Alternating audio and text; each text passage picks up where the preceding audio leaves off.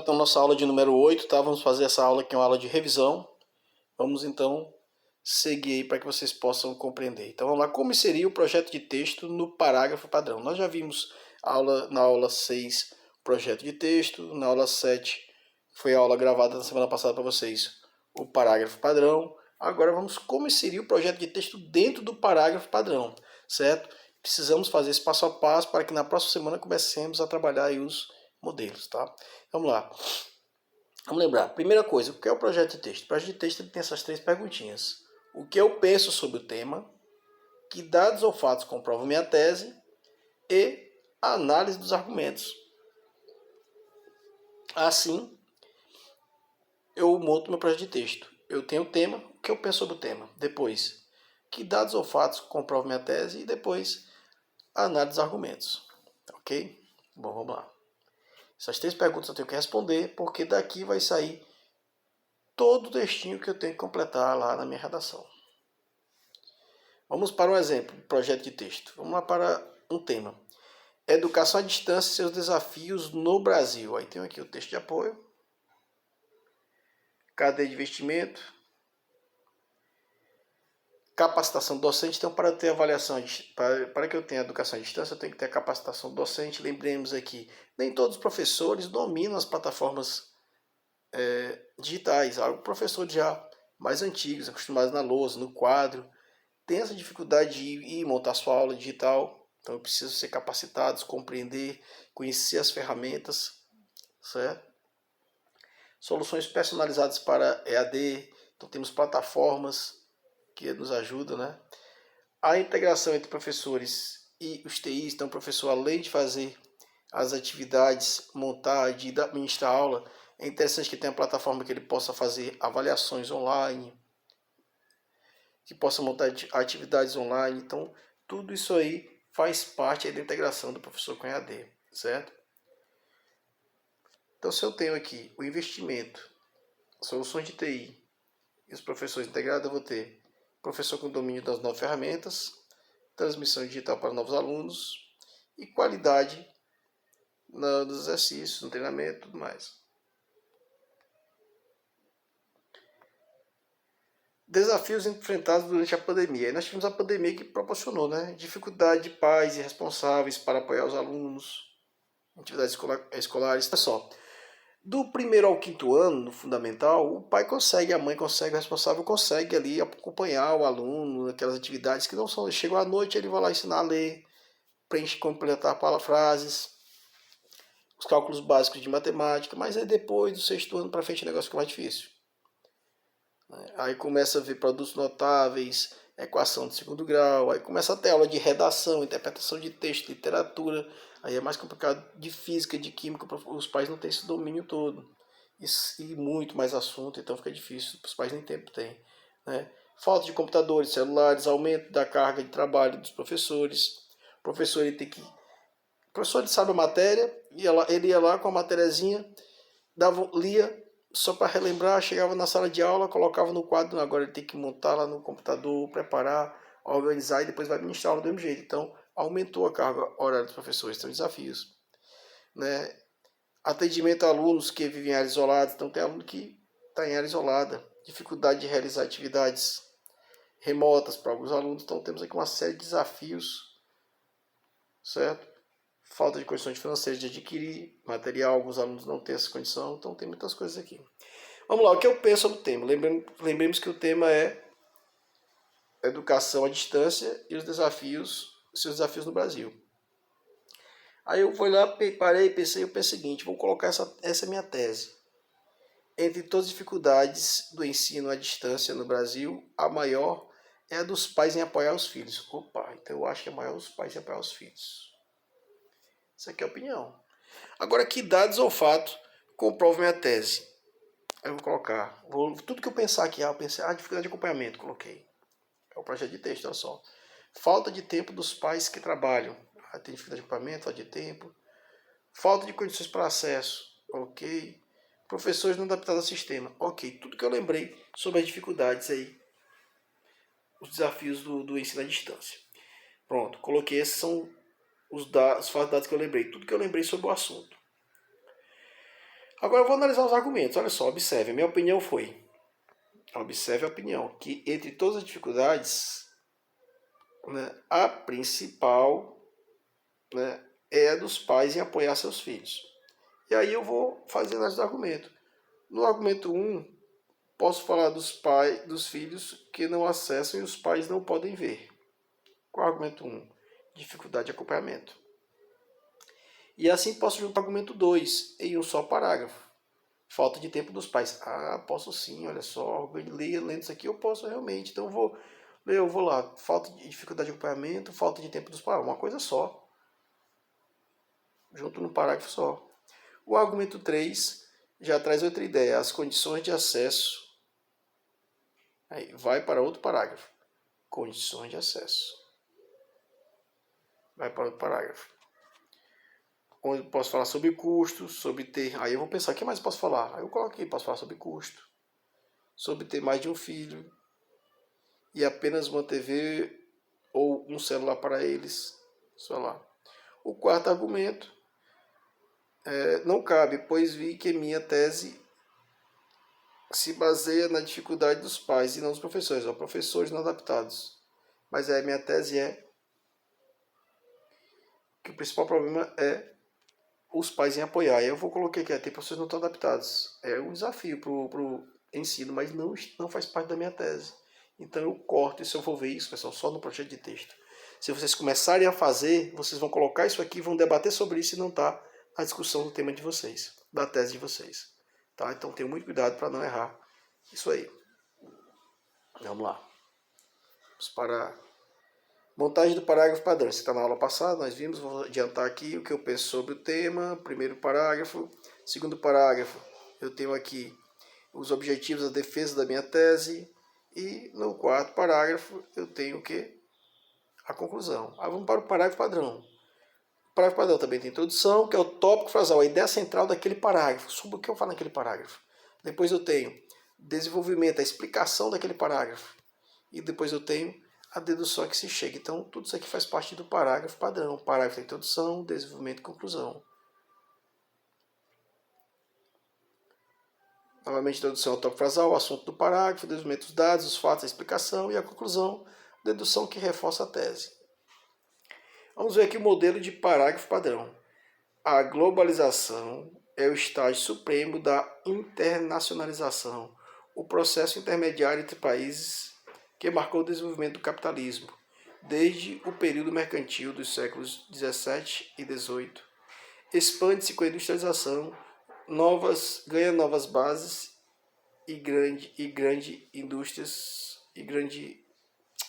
ganha novas bases com a grande indústria nos fins do século XIX e agora adquire mais densidade, mais amplitude e novas feições. O mundo inteiro torna-se envolvido em todo tipo de trocas, técnicas comerciais, financeiras e culturais. A globalização é o estágio supremo da internacionalização. Esse aqui é o tema. Depois eu tenho o desenvolvimento, os dados, os fatos que comprovam a tese. Ele citou aqui dados históricos. E aí ele completa, né? Faz a conclusão, a dedução é que se chega na redação. Então o parágrafo é introdução, desenvolvimento e conclusão. Vamos lá, projeto inserido no parágrafo padrão. Com a Revolução Técnico-Científica, iniciada nos anos de 1970, diversas alterações ocorrem no planeta. Isso aqui é um parágrafo padrão, agora continuando daquele lá. Uma delas foi o surgimento de novas alternativas. E aí eu vou colocar aqui o tema, tópico frasal. Certo? Nesse âmbito, a sua opinião, o que eu penso sobre o tema. E depois a conclusão. Isso para o primeiro parágrafo. Então vamos lá, vamos montar.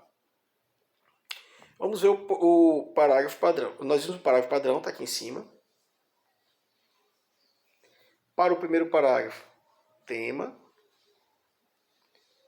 opinião e conclusão. Certo? E aí eu tenho o projeto de texto. Primeira pergunta, o que eu penso sobre o tema? Em todas as dificuldades do ensino à distância no Brasil, a maior é a dos pais em apoiar os filhos. Lembra lá do nosso projeto de texto? Então vamos... Aí vem 2. Que dados ou fatos comprovam minha tese? Aí colocou aqui dificuldade de acompanhamento. 2. Falta de tempo dos pais. 3. Condições para acesso. E 4. Professores não adaptados. Aí riscou o 4 porque na minha análise lá, nem vou ler a análise de novo não. Mas vocês lembram da análise que nós fizemos, né? Vamos então seguir. O que é que vai acontecer agora a partir disso? Vou montar o parágrafo. O que eu penso sobre o tema?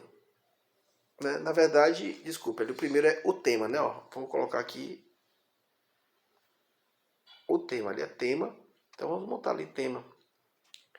Qual é o tema? Educação à distância e os desafios no Brasil. Então vamos lá. Nesse primeiro pontinho aqui, lembrem-se, vou colocar o quê? O tema. Com a revolução tecnológica e científica iniciada nos anos 1970, diversas alterações ocorreram no planeta. Uma delas foi o surgimento de novas alternativas para a educação à distância e seus desafios no Brasil. Do jeito que veio, pessoal, olha só. Professor, eu vou perder pontos se eu fizer isso, se eu copiar o tema. Não, o tema vocês podem copiar à vontade. Não pode copiar texto motivador, tá? Porque vocês estão dizendo sobre o que vocês vão falar. Ok. Coloquei aqui o tema. Nesse âmbito, agora eu vou apresentar minha opinião, né? Nesse âmbito, qual a opinião? Tá aqui a opinião, olha só. Aqui eu vou colocar a opinião agora. Tá aqui a opinião. Entre todas as dificuldades do ensino à distância no Brasil, a maior é a dos pais em apoiar os filhos. Ó. Nesse âmbito, vírgula, entre todas as dificuldades do ensino à distância do Brasil, a maior é a dos pais em apoiar os filhos. Ponto. Encerrei aí mais um período. Desenvolvimento na introdução. O desenvolvimento na introdução é o quê? É a opinião. Depois eu venho. Logo, vou concluir. Aqui da dedução chego. Se eu disse que o principal é os pais, então vamos lá. É importante debater as dificuldades de acompanhamento e financeiras que acometem as famílias.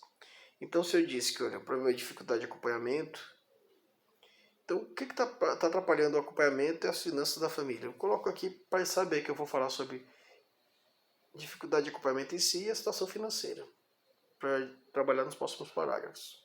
Um num parágrafo e outro no outro. Mas aí meu parágrafo padrão tem introdução com o tema. Desenvolvimento com a opinião, isso é o primeiro parágrafo. E depois a conclusão, que é a dedução a que se chega. No primeiro parágrafo eu faço um spoiler do que eu vou falar no segundo e no terceiro parágrafo, tá, pessoal? Então lembre-se disso. Então, como nós inserimos aqui o projeto de texto? Aqui entrou a opinião no primeiro parágrafo. É para que serve. O segundo e terceiro parágrafo vai entrar isso aqui, ó.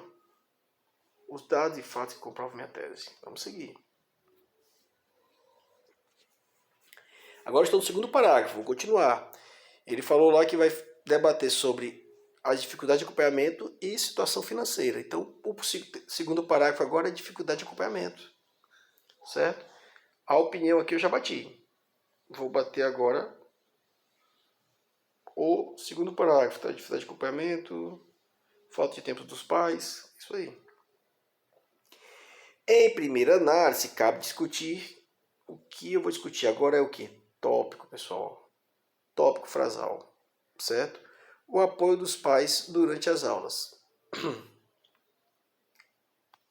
Certo? O apoio dos pais durante as aulas. Só estou dizendo aqui sobre o que eu vou discutir. Ponto. Eu completo. Acerca disso, agora eu vou trazer os tópicos aqui. O tópico, a ideia. Aqui eu só disse sobre o que eu vou discutir, sobre o apoio dos pais. Agora eu vou começar a detalhar, vou desenvolver isso. Acerca disso, é perceptível que não há cobrança na residência, que se não há cobrança da residência, muitos alunos nem mesmo assistem às aulas. Some-se a isso a falta de tempo dos pais que estão no trabalho. Então, olha só. Está explicando agora aqui a dificuldade de ensinar à distância. Quando não há cobrança, os alunos nem assistem às aulas. E isso é somado à falta de tempo dos pais que estão no trabalho. Então aqui a dificuldade de acompanhamento, falta de tempo dos pais. Vou concluir. Assim, a que dedução chego? É incontestável que a primeira dificuldade está na fiscalização e deve ocorrer por parte dos próprios familiares. Então é o que se chega aqui, olha, se os pais não fiscalizam, os filhos não assistem. E se os pais estão no trabalho é mais difícil ainda. Então aqui, ó, é incontestável que a primeira dificuldade está na fiscalização que deve ocorrer por parte dos próprios familiares. Isso aqui é uma conclusão que cheguei, né? Com base nesses dados que estão atrás aqui. Foram citados aqui mesmo, tá ok? Vamos seguir. Então, bati 2 argumentos. O acompanhamento ali, agora vamos para o último argumento aqui, que é condições de acesso. Tem que trabalhar ele agora, né? Além disso, é de suma importância. O que é de suma importância? Vamos falar agora sobre condições de acesso. Ó.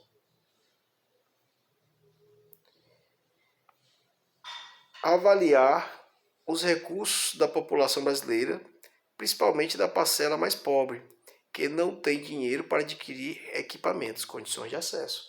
Vou falar sobre isso. Nesse contexto, agora que eu vou entrar,